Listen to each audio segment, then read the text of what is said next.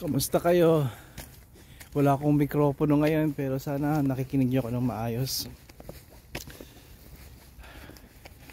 Ngayon ay aba 23 ng Enero, Martes. At ang temperature namin ngayon ay naglalaro ng 0 degrees, -1, -2 to 0 degrees. So ang aming mangyayari sa temperatura ngayon ay mabigat na naman ang snow. Yun ang indikasyon na mabigat ang snow kapag ang temperatura ay naglalaro sa linya ng 0 degrees, 1 plus 1 minus 1, or even -2 -3, around that. At that means kung mag-snow, mataas ang chance na bumagsak sila at matunaw, pero hindi lahat matutunaw kung marami silang babagsak, at magre-resulta yun ng may pagkatubig at may kabigatan.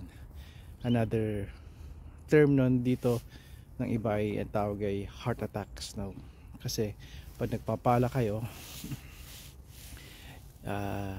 kailangan mag-ingat ang mga tao hindi sanay magpala, dahil maaari silang karoon ng ganong kondisyon, pananakit ng dibdib, mild stroke, or talagang complete stroke talaga na minsan hindi na inaabot.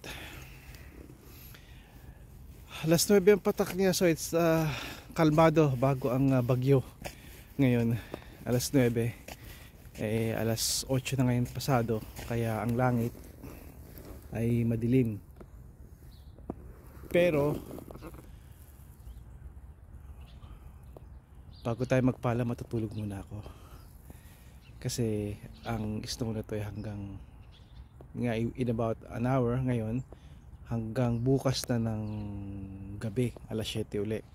Alas 7, who knows, magpapalit-palit yun dahil sa pagbagsak ng temperatura at pagtaas ng konti. Magiging pellets yun later on bukas, kaya it's a mess, it's gonna be a mess.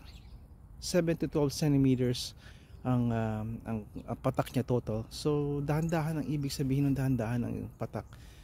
Accumulation ang tawag doon. Kung hindi niyo lilinisin ang inyong driveway, accumulate kayo ng around 12 centimeters, which is about 5 inches, give or take. Pero sa ibang parte mas mataas, sa iba mas konti. Ganun naman eh. Kaya wala nakakalam talaga. Pero estimate, yun ang nangyayari. Kaya tulog muna ako. Narinig ko ang balita tungkol sa inyong mga international students, and pagdarasal ko kayo sa mga tao na nakakommit na financially, at kung ano man ang binuhos sila para makarating dito, at ngayon nasa limbo ang kanilang situation. Don't lose hope, keep the faith, at maralampasan nyo rin yan.